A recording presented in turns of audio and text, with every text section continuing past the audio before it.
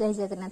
Hello सांग मैंने मुझे अरुआ चाउल भेदेक रखी आउ दही अच्छी आम आज दही कड़ी करवा।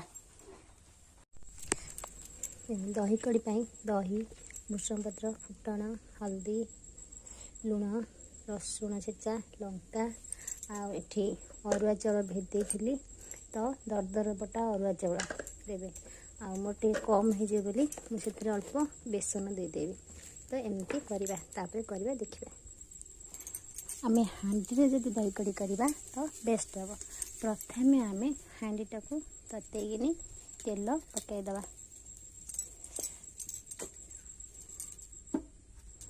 तेल तातिले आम लंका पकईदे